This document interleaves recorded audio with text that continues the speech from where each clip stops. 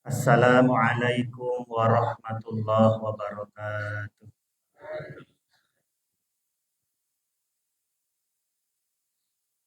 Hamdan syukran lillahi wahda, la haula wa la quwwata illa billah. Asyhadu an la ilaha illallah wa anna Muhammadan Rasulullah. Allahumma salli ala habibina wa syafi'ina Muhammad sallallahu alaihi wasallam wa ala alihi wa sahbihi ajmain. Wallahu ta'ala ya ayyuhalladzina amanu taqullaha haqqa tuqatih wa la tamutunna illa wa antum muslimun. Ibu bapak yang dirahmati Allah Subhanahu wa taala, bersyukur kita kepada Allah pada malam hari ini masih diberikan nikmat sehat sehingga dapat kita rasakan betul dari mulai bangun tidur sampai pada maghrib ini. Ada banyak nikmat Allah yang telah diberikan kepada kita dan harus kita syukuri lagi agar ingat bahwa setiap nikmat yang didapat itu harus kembali menjadi ibadah. Jangan sampai menjadi maksiat. Salawat dan salam kita haturkan kepada Nabi Muhammad sallallahu alaihi wasallam.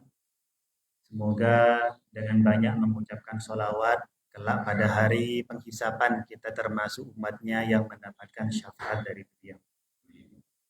Ibu bapak yang dirahmati Allah Subhanahu wa taala, saya akan membacakan hadis yang keempat. An Abi Abdurrahman Abdullah bin Mas'ud radhiyallahu anhu qala, dari sahabat Ibnu Mas'ud. Di hadis ini disampaikan oleh sahabat Ibnu Mas'ud. Haddatsana Rasulullah sallallahu alaihi wasallam wa huwa as-shadiqul masduq. Nabi Muhammad langsung menyampaikan hadis di depan para sahabat. Beliau Nabi Muhammad orang yang terpercaya dan bisa dipercaya. Inna ahadakum yujma'u khalquhu fi batni ummihi arba'ina yauman nutfatan. Kata Nabi Muhammad, tentu zaman dahulu belum berkembang ilmu pengetahuan seperti saat ini. Tapi para sahabat mendapatkan informasi yang seperti ini. Ini luar biasa. Kata Nabi Muhammad, sesungguhnya penciptaan di antara kalian itu dikumpulkan di perut ibunya sebagai tetes air mani selama 40 hari. Tsumma yakunu, kemudian dari itu menjadi alaqah, segumpal darah, isla dzalik, 40 hari juga. Tsumma yakunu, kemudian setelah itu mudghatan, menjadi segumpal daging, isla dzalik, 40 hari juga. Tentu hadis Nabi Muhammad ini juga sudah secara pesan itu ada juga di dalam Al-Quran tentang proses penciptaan manusia. Yaitu kalau kita buka misalkan dalam surat Al-Mu'minun ayat 12 sampai 14 itu menciptakan di antara tahapan penciptaan manusia. Hadisnya saya hentikan dulu sampai sini, tidak baca tuntas. Sampai di hadis ini minimal ada 2 poin yang dapat kita ambil pelajaran. Yang pertama, tentu informasi seperti ini bagi para sahabat menjadi sesuatu yang gaib, tidak nampak di depan mata. Ditambah lagi keterbatasan perkembangan ilmu pengetahuan pada saat itu, maka bagi mereka yang sudah percaya terhadap Nabi Muhammad, mendapatkan hadis ini dan ayat yang di surah Al-Mu'minun, itu mereka percayai, tetapi sekali lagi belum bisa mereka buktikan secara nyata, baru sifatnya informasi saja. Karena pada saat itu, pada masa awal-awal Islam hadir di muka bumi ini, Ketika Nabi Muhammad menyampaikan di Jazirah Arab, mereka punya kelebihan dari sisi bahasa. Ayat ini dan hadis ini belum bisa pada saat itu ditangkap sebagai keistimewaan Al-Quran yang terbukti kebenarannya. Tapi setelah ilmu pengetahuan berkembang, barulah orang-orang yang punya kapabilitas di situ menyampaikan hal yang sama sebagaimana Al-Quran telah sampaikan lebih dahulu dari sebelum mereka mendapatkan pengetahuan tersebut. Karena zaman Nabi Muhammad, orang itu takjub dengan susunan bahasa Al-Quran. Al-Qurannya sama, tetapi ketakjuban mereka berangkat dari keahlian mereka masing-masing. Karena mereka keahliannya dari sisi bahasa, ahli menyusun kata-kata, maka saat membaca Al-Quran, kok ada bahasa yang lebih baik dari bahasa yang biasa kami tandingkan selama ini. Sehingga mereka itu takjub dengan susunan bahasa Al-Quran. Namun pada informasi-informasinya, ya biasa saja karena keilmuannya belum nyampe. Baru orang-orang yang hadir setelahnya, setelah punya keilmuan-keilmuan seperti ini, baru muncul ketakjuban yang lain. Oh ternyata benar apa yang disampaikan oleh Al-Quran, ilmuwan-ilmuwan tadi itu. Jadi Al-Qurannya itu sama, tetapi ketakjubannya sesuai berangkat dari keahlian masing-masing. Terus kita apa Ustaz? Kayaknya waktu baca Al-Quran biasa-biasa saja, dari sisi bahasa nggak ngerti. Dari sisi keilmuan karena kita bukan penemunya kayaknya gregetnya kurang juga. Ada satu yang mungkin jarang disadari tapi kita rasakan. Apa itu? Tidak pernah bosan membaca Al-Quran. Susunan di mana saat kita sudah hatam, balik lagi ke awal, hatam lagi, balik lagi ke awal. Itu bacanya nggak bosan-bosan. Sedangkan bacaan yang lain, mungkin ada di antara kita yang suka novel, itu baca, itu awalnya seneng. Karena belum tahu alurnya, greget, penasaran. Setelah hatam, balik lagi baca dengan bahasa dan buku yang sama, itu mulai turun gregetnya. Tapi Al-Quran kadang kita nggak ngerti artinya, baca hatam Ramadan itu balik lagi, itu sama.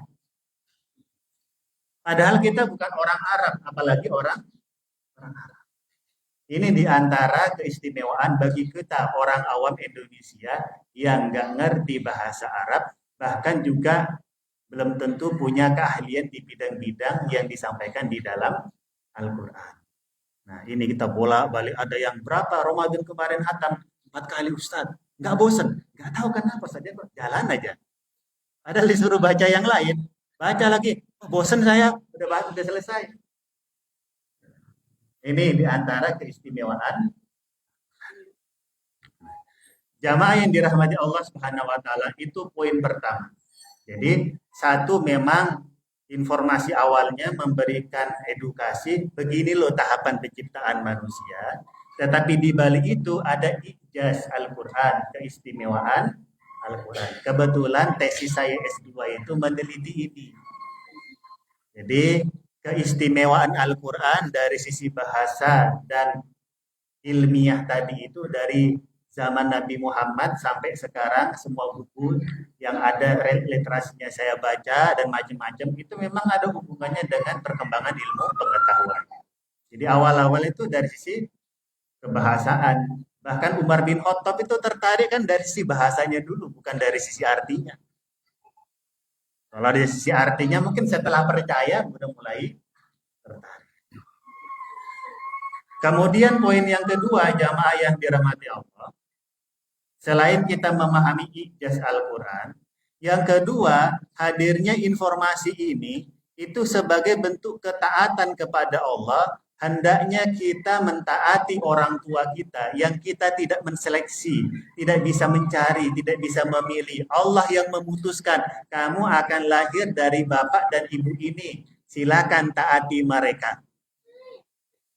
Wala takul lahuma uffin. Jangan membangkang terhadap mereka meskipun dengan kata apalagi lebih dari itu. Ustaz, orang tua saya begini. Itulah pilihan Allah. Taatin saja. Takdir kita itu di situ. Takdir di mana kita tidak bisa memilih dan merubahnya. Yang ada bisa komunikasi. Dua poin ini ya. Jadi saya berhenti di hadis tadi, minimal poinnya dua. Satu adalah keistimewaan Al-Quran, di dalamnya berbicara tentang tahapan penciptaan manusia. Yang kedua, dorongan dari Allah secara tidak langsung untuk mentaati orang tua kita, di mana Allah sendiri yang memilihnya. Kemudian, ini sebenarnya hadisnya agak sensitif kalau dilanjutkan, tapi saya lanjutkan. Nggak tahu, maksudnya panitia kok memilih ke saya ini, apa ini kok bagian saya yang harus bahasa di sini. Baik, kita lanjutkan lagi. Summa, kemudian, yursalu ilaihi al-malaku. Diutus kepada janin tadi itu, malaikat. Fayanfuhu fihi ruha. Lalu meniupkan ruh kepadanya atas izin Allah. Makanya ibu-ibu itu nggak tahu curhat apa sama bapak atau enggak, tapi istri saya curhat. Ada satu hari, satu waktu, di mana saat hamil itu tiba-tiba perut itu bergerak sendiri. Jedut. Istri saya langsung sadar, Mas, ini anaknya sudah dikasih ruh. Dia goyang sendiri. Padahal sebelumnya kan paling mual-mual tapi nggak ada gerakan pertama. Tiba-tiba ada gerakan pertama. Itu berarti sedang ditiupkan ruh. Kalau istri saya suka cerita. Ini sebenarnya baru ditiup ruhnya ini. Bapak pernah dapat curhatan itu nggak dari ibu? Nggak sempat ya? Atau ibunya yang lupa?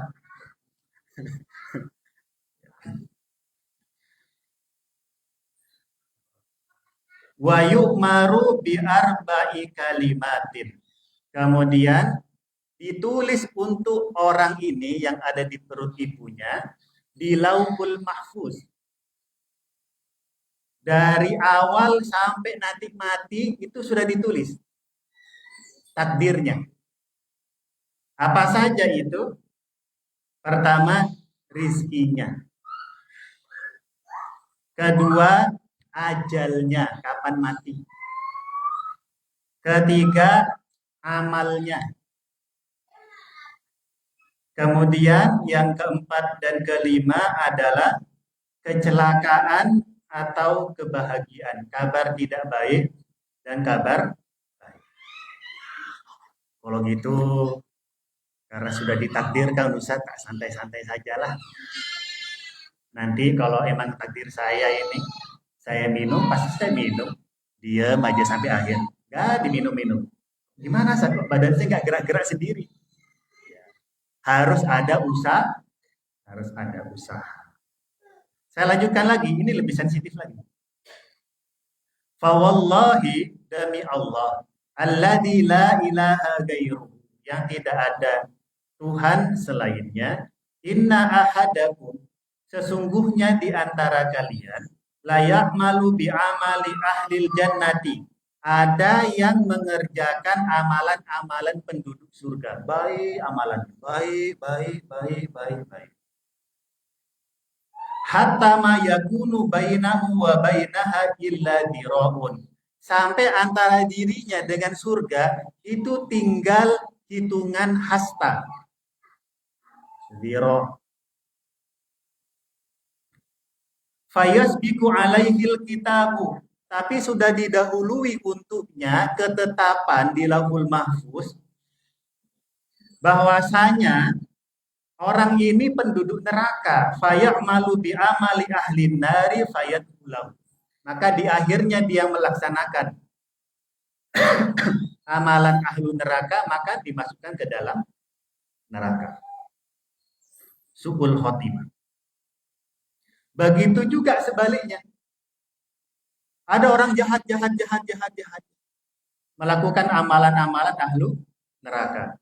Tapi sebelumnya ditetapkan bahwasanya ini sebagai penduduk surga, maka di akhirnya diberikan kesempatan, dorongan untuk melakukan amalan ahlu surga, maka dia dimasukkan ke dalam surga. Ini sudah dituliskan di Lauhul Mahfuz ketika awal ruh ditiupkan. Pertanyaannya adalah, apakah takdir ini bisa dirubah? Jawabannya bisa. Karena Allah sendiri yang menyampaikan di dalam Al-Quran. Kalau nggak salah surat Ar-Ra'd ayat 39 kalau nggak salah, Allah berfirman, Yamhullahu ma yasha wa yuthbit wa indahu umul kitab. Allah yang menghapus punya kehendak sesuka dia, dan Allah juga yang menetapkan. Wa indahu umul kitab, yaitu lahul mahfuz. Mau dihapus mau terserah Allah. Karena Allah tetap Allah, punya kekuasaan mutlak. Lalu ayat ini dikuatkan juga dengan hadis Nabi Muhammad sallallahu alaihi wasallam, la yaruddu al-qada. Tidak ada yang bisa menolak atau merubah qada, ketetapan Allah yang dulu, illa kecuali ad-du'a, doa. Kecuali doa. Dari dua ini dapat kita ambil kesimpulan, kita harus optimis dan terus berjalan dalam aturan-aturan yang benar. Ketika Nabi Muhammad mau meninggal dunia, datang malaikat Jibril, Nabi Muhammad bertanya, gimana umatku nanti? Kan nggak dijawab, sudah ditulis di Lauhul Mahfuz. Apa jawaban malaikat? Tenang, nggak usah khawatir. Bagaimanapun perubahan ekonomi, politik, sosial, apa teknologi dan macam-macam, sampai hari kiamat, apa kata malaikat Jibril? Selama berpegang sama Al-Quran dan Sunnah, selamat. Artinya apa? Harus ada upaya.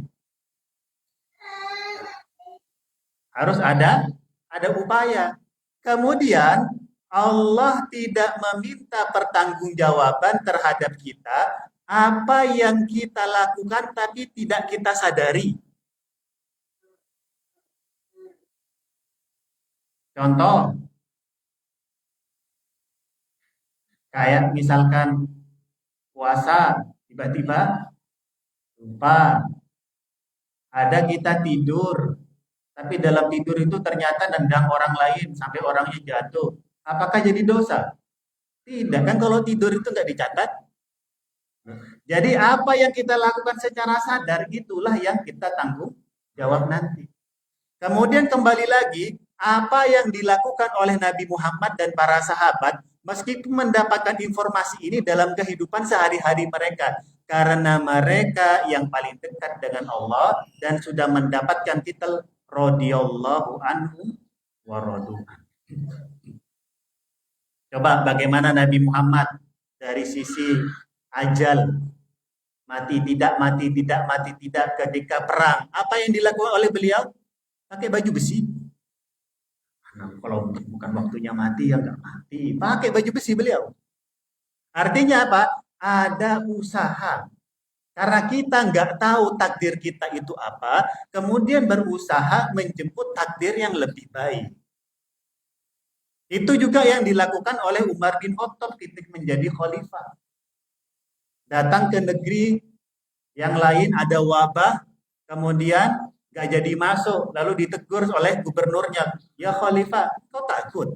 Oh enggak, saya itu menjemput takdir yang baik, meninggalkan takdir yang buruk. Umar bin Khattab memberikan contoh. Kemudian dari sisi ajal juga, masukkan harta benda dan lain-lain. Ketika Nabi Muhammad melihat sahabat yang utangnya ditaruh tapi nggak diikat, apa yang disampaikan oleh Nabi Muhammad? Ikat dulu, kemudian tawakal. Jangan nggak diikat, kalau waktunya nggak hilang, kan enggak. Ini amalan-amalan sehari-hari Nabi Muhammad. Di mana Allah itu yamhullahu ma yasha wa yuthbit. Doa dan usaha. Doa dan usaha. Termasuk juga misalkan Ketika sahabat Nabi Muhammad yang sebelumnya kaya raya, kemudian hijrah menjadi miskin, Abdurrahman bin Auf. Lalu apakah kemudian dibilang, nanti kalau saya kaya lagi, kaya juga. Ya, santai-santai saja, los-los aja lah santai. Apa yang dia lakukan? Tunjukkan di mana pasar, kemudian usaha.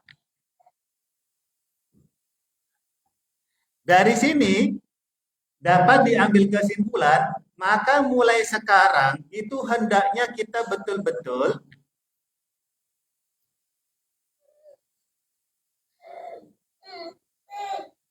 istiqomah dalam kebaikan. Menghabiskan waktu dalam kebaikan. Termasuk malam ini datang pengajian. Ini penting sekali. Ya. Termasuk juga dalam masalah jodoh. Alhamdulillah sudah nikah semua ya, nggak ada yang jomblo fisabilillah. Ada? Nggak ada ya? Nggak ada. Kalau anak-anak nggak usah dihitung.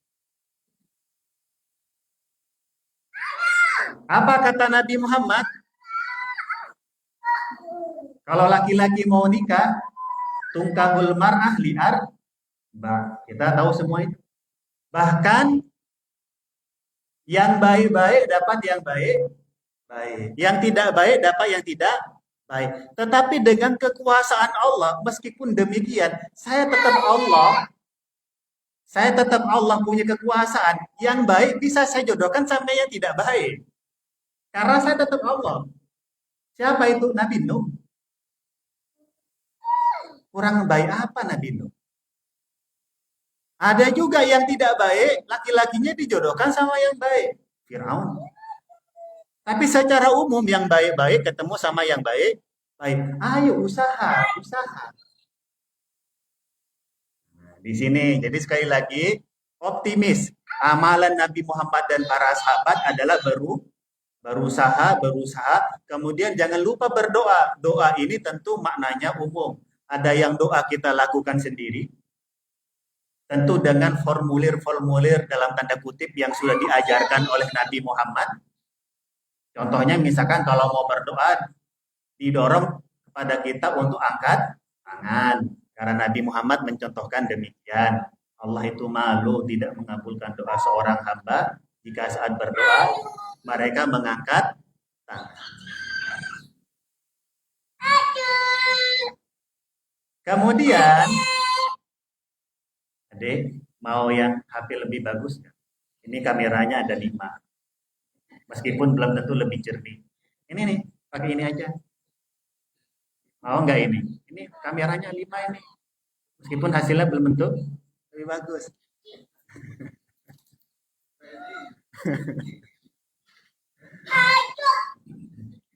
Baik, saya lanjutkan lagi.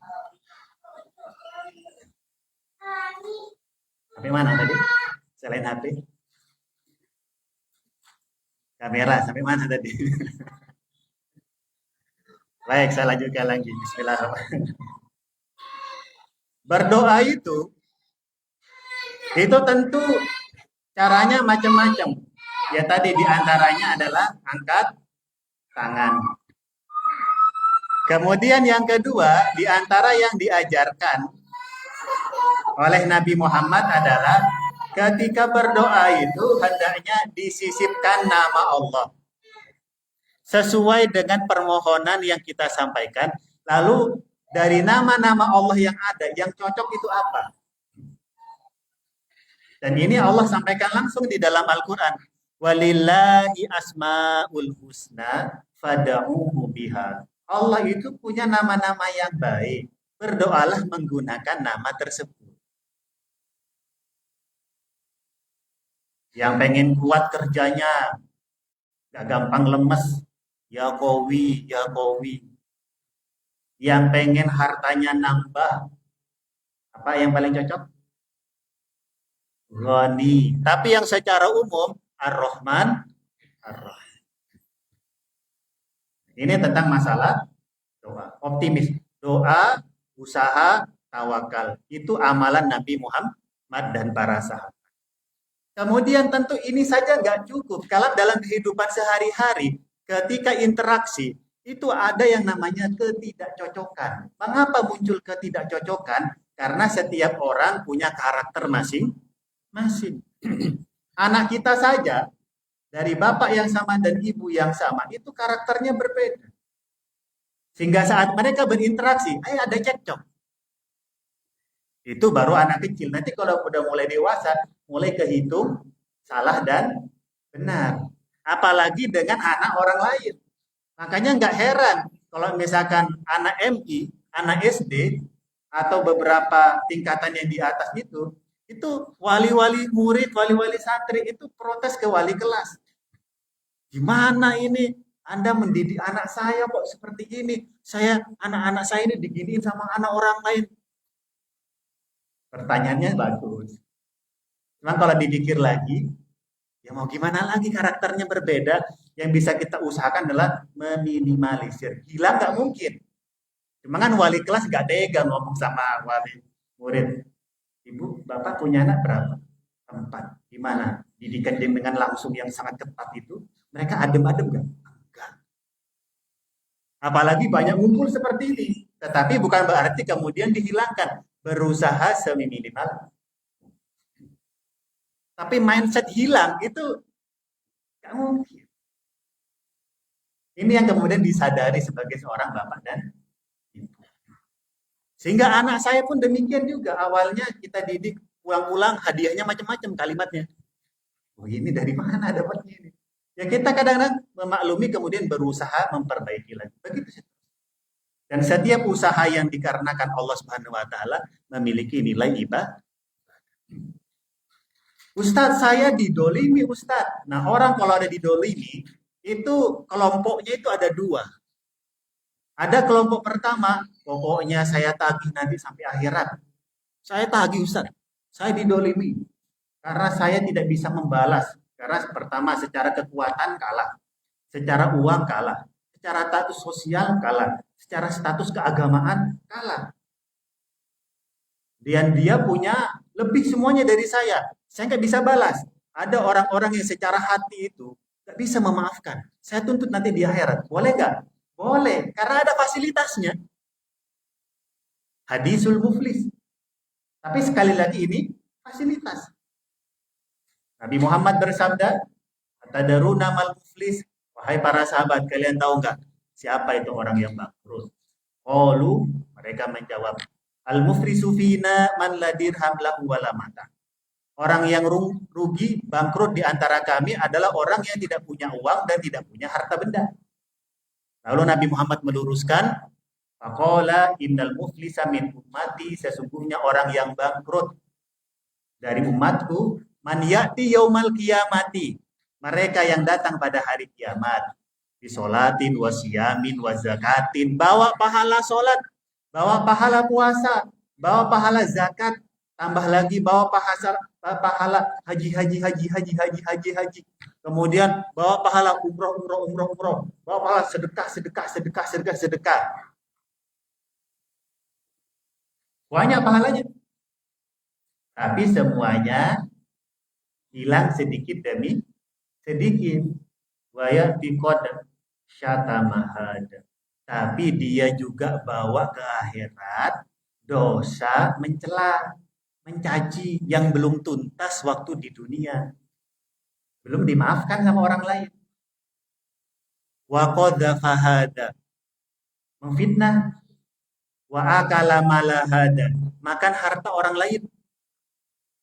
Wa safaka damahada, mengalirkan darah orang lain. Wa daraba hada, memukul orang lain. Intinya ada dosa terhadap orang lain.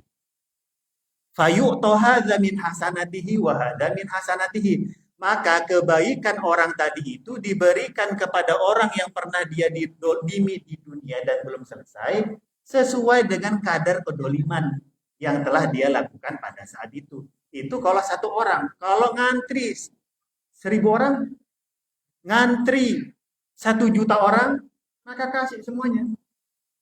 Ini orang yang bangkrut. Boleh nggak Ustaz? Ada orang yang hatinya itu nggak lapang-lapang. Ini boleh-boleh saja.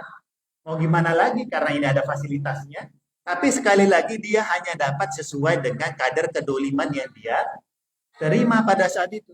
Tapi jangan lupa, setelah kamu dapat, kamu masih antri juga, dihisap. Bisa jadi yang kamu dapat diambil sama orang lain juga.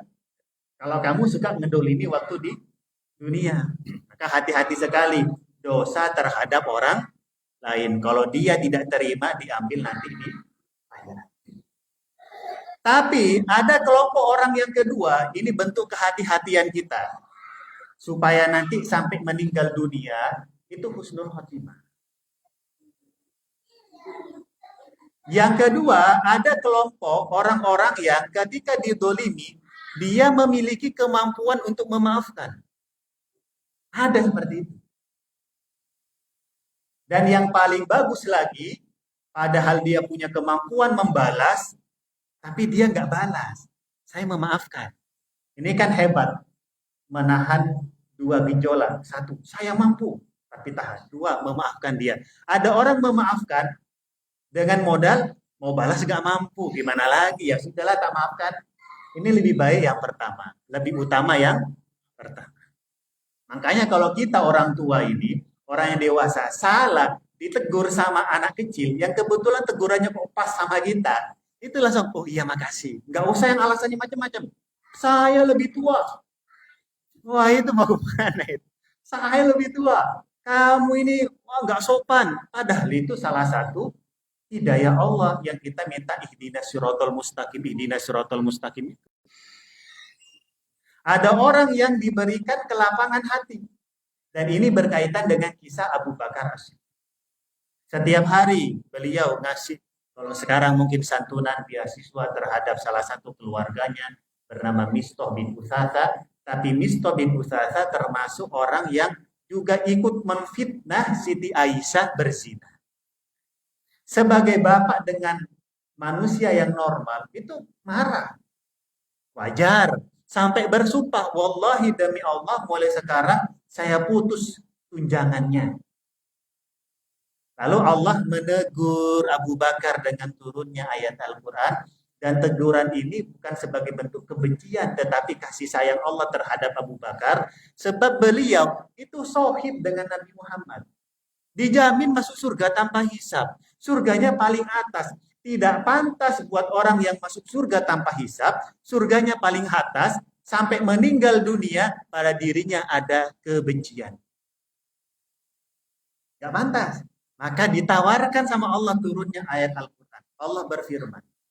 Wala ya'tali ulul fadli minkum wasa'ati. Jadi, kata Allah, jangan sampai ada orang di antara kalian yang diberikan kelebihan, keleluasaan, lalu bersumpah. Ayatu ulil kurba wal yatama wal masad wal yatama wal muhajirina fisabilillah, tidak akan lagi memberikan nafkah tadi kepada kerabatnya. Apa tawaran dari Allah dan dorongan? Waliyafu, maafkan. Padahal kan nggak salah. Tapi didorong, maafkan. Waliyasfahu, gimana caranya itu? Lapangkan dadamu. Waliyasfahu. Lalu tawaran dari Allah, ala tuhibbuna ayyafirallahu lakum. Tidakkah kamu mau Allah itu memaafkan dosamu dengan cara apa? Kamu memaafkan orang lain. Jadi ini salah satu keutamaan saat kita memaafkan kesalahan orang lain lillahi ta'ala, bukan karena dorongan manusia, karena jasa ekonomi, karena jasa sosial, tapi karena Allah Subhanahu wa taala, pada saat itu juga dosa kita dimaafkan oleh Allah. Maka Abu Bakar memilih, saya maafkan, saya kasih lagi santunan. Apa kesimpulannya? Orang yang memaafkan kesalahan orang lain, pada saat itu dia mendekatkan diri kepada Allah karena memaafkan itu taat sama Allah, mematuhi perintah Allah. Maka levelnya tinggi. Sementara tetap dongkol dan akan mengambil pahala di akhirat, itu bukan ketaatan. Itu hanya ngambil fasilitas. Hanya ngambil. Mana ada perintah, dendamlah kamu. Ambil nanti di akhirat. Tidak ada kalimat itu. Yang ada hanya fasilitas. Jika kami didolimi dan hati memang nggak bisa memaafkan, karena setiap orang itu karakternya macam-macam. Latar belakang keluarga, pendidikan, pergaulan, dan macam-macam. Oh, pokoknya tak untuk di akhirat. Ya nggak apa-apa. Tapi menuntut di akhirat, sekali lagi, itu bukan ketaatan yang mendekatkan diri kepada Allah, hanya mengambil fasilitas. Sementara memaafkan kesalahan orang lain, itu mentaati perintah Allah, akhirnya derajatnya naik. Dari sini kita mulai mikir, kalau saya dendam, sakit nanti mati, ternyata lebih baik tak maafkan saja. Siapa kemarin yang halal bihalal masih dendam sama orang lain? Maafkan mulai sekarang. Apalagi sampai wasiat ke anak. Pokoknya nanti kalau bapak mati, lanjutkan dendam ini. Nah, ya, itu makin salah. Ini sekarang, kita mulai diajak mikir. Apakah tetap mau dendam sama orang lain, sama teman kantor, sama atasan, sama bawahan, sama tetangga, sama kerabat, atau mau maafkan? Itu pilihan kita. Tapi sekali lagi, levelnya berbeda. Nanti ambil aja itu fasilitasnya. Tetapi derajat kita akan makin dekat sama Allah dengan cara mentaati perintah Allah. Yang nomor dua, orang yang mampu memaafkan, itu karena sudah mulai mikir. Dampak dari yang pertama, ternyata dengan cara memaafkan, saya akan jauh dapat lebih banyak daripada ngambil fasilitas itu. Sebab orang-orang yang istiqomah dan senang memaafkan kesalahan orang lain, itu zaman Nabi Muhammad sudah ada contohnya, dapat kabar gembira masuk surga waktu masih hidup. Tapi tentu amalan yang lain tetap baik. Gak cuma maafin tapi maksiatnya jalankan. Tapi dia baik-baik, lalu ada amalan istimewa suka memaafkan. Nanti kata Nabi Muhammad akan datang seseorang yang berusaha saya dikasih tahu dia penghuni surga. Lewat. Setelah itu orang penasaran kan cari tahu apa amalan-amalannya dengan biru. Ada yang penasaran. Setelah dicari tahu, ternyata terbongkar. Setiap mau tidur, dia berdoa kepada Allah memaafkan kesalahan orang lain. Baik yang dia ketahui atau yang dia tidak ketahui. Baik yang orang yang tadi itu sadar atau tidak sadar, ya Allah saya maafkan karena engkau, saya kasihan sama saudara saya. Semua tak maafkan, lillahi ta'ala. Tetapi di luar itu amalan-amalannya memang baik, lalu dapat kabar gembira. Kasih tahu, dia masuk surga. Apa yang tidak membahagikan kita selain itu? Kalau ada atasan, tahun depan naik gaji, semangat, itu kabar gembiranya dunia. Pulang-pulang gajinya dimakan sama anak sama istri habis. Tapi dapat pahala kan, yang penting ikhlas lillahi. Siapa di antara bapak, kalau ada anak minta uang, itu malah nggak senang? Ada. Istri minta jajan, malah nggak senang. Ada. Nah, ini kebalik. Harusnya ketika mereka berdua minta uang, itu senang. Ya Allah, makasih. Akhirnya bisa dapat pahala. Dan ketika senang karena Allah keluarin uang, itu ntar balik lagi. Percaya itu, karena itu janji Allah Subhanahu wa Ta'ala. Tapi kalau ngeluarin jajan terus. Tapi tentu diukur. Kalau sudah israf berlebihan tidak boleh. Ya, sama juga kayak yang pakai cincin-cincin ketika Idul Fitri berlebihan itu juga nggak boleh. Kalau masih normal, satu, dua gelang sini masih normal. Ini enggak, pakai semuanya. Ini juga pakai. Itu berlebihan. Akhirnya ada orang yang melihat hasad. Apa itu hasad? Nggak senang melihat orang dapat nikmat. Kedua, berharap nikmat itu keluar dari orang tersebut. Yang ketiga, berharap nikmat itu datang padanya. Makanya lalu ada berita waktu Idul Fitri kemarin. Ada orang lagi silaturahim keluar, pulang-pulang, rumahnya sudah berantakan. Menangis semuanya, teriak. Kemudian dapat informasi bahwa sudah hilang emas seberat 60 gram. Kenapa? Kasih tahu. Yang normal-normal saja. Awalnya kalungnya itu di dalam, tiba-tiba taruh di luar. Supaya kalau salaman, ya, iya THR, apa itu norak? Biasa-biasa. Orang itu, kalau emang kaya, orang tahu kalau dia kaya, gak usah ditunjuk-tunjukin. Bahkan orang kaya pakaiannya sederhana, tahu kalau dia orang kaya, gak usah ditambah-tambahin. Tapi kalau orang tidak mampu tiba-tiba kaya, itu curiga. Jangan-jangan itu emas mainan. Kan ada yang sewaan sekarang itu. Ya. Ini penting sekali. Jadi sekali, balik lagi, ada orang yang mampu memaafkan karena ada kesadaran saat memaafkan dia dapat lebih banyak pahala daripada mengambil fasilitas tadi itu. Makanya kalau dalam ilmu tasawuf terus gimana Ustaz caranya Ustaz? Caranya itu anggap saja ini hati kita. Warnanya ini bening ya. Kemudian ada kesalahan orang lain itu 1 sendok garam. Kalau dimasukkan ke sini pasti asin. Pasti asin itu. Tapi gimana supaya nggak berubah rasanya? Jadikan hati kita itu bukan 1 gelas, tapi sebagai danau. Lapang. Lalu dimasukin itu kebencian, kesalahan orang lain. Bukan cuma 1 sendok. 1 timba. Apakah berubah? Biasa-biasa saja. Tapi orang memaafkan itu bukan lugu. Dia hati-hati. Supaya kesalahan itu tidak terulang lagi. Ini ada orang ngutang, nggak bayar-bayar. Ketika ngutang, semua drama dikeluarkan. Ketika ditagih, semua akting kemarahan dikeluarkan. Sudah tahu, ini nggak mungkin ini bayar. Nggak mungkin. Nggak mungkin bayar. Ada ayat Al-Qurannya kan? Kalau ada orang yang berhutang, tiba waktunya, maka kasih kelonggaran, lapangkan. Tapi ayat terakhir, kalau kamu mau sedekah, lebih baik. Ternyata nagih hutang sama sedekah lebih baik sedekah. Tapi itu harus lillahi ta'ala. Bukan karena kebencian. Ya Allah, saya ikhlaskan. Katanya lebih baik, berarti saya harusnya lebih dapat banyak lagi daripada nagih. Itu buat orang yang dihutangi. Buat orang yang mau berhutang, bukan ngambil kesempatan. Sudah tahu ini karakter yang nggak bisa bayar, jangan dikasih lagi. Itu namanya memaafkan tetapi hati. Nah ini ya sekali lagi, meminta maaf juga sama. Meminta maaf harus sungguh-sungguh. Yang kreatif, jangan kemudian hanya pakai stiker. Cari stiker, mohon maaf lahir dan batin.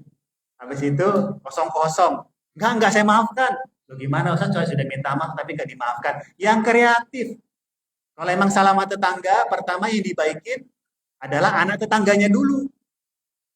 Dikasih apalah, disayang-sayang, didoakan di depan ibunya yang lagi dongkol sama kita. Ditraktirlah anaknya itu, pakai anak kita, kasih dia, ntar pulang-pulang cerita. Mulai rontok itu dikit-dikit. Setelah itu silaturahim, kasihlah rendang apa macam-macam ya, buah-buahan. Kemudian mulai cair baru minta maaf. Mohon maaf sebesar-besarnya. Saya pengen jadi orang yang baik.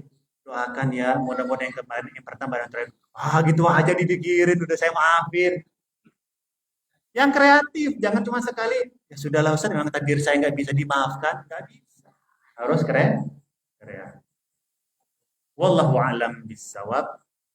Mudah-mudahan sekali lagi hadis ini tuh jangan diartikan secara literal pesimis.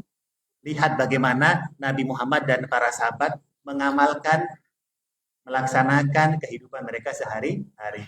Doa, usaha, tawakal. Doa, usaha, tawakal. Wallahu a'lam bishawab. Mudah-mudahan menjadi sebab turunnya hidayah Allah kepada kita. Subhanakallahumma wa bihamdika asyhadu an la ilaha illa anta astaghfiruka wa atubu ilaik. Wassalamualaikum warahmatullahi wabarakatuh.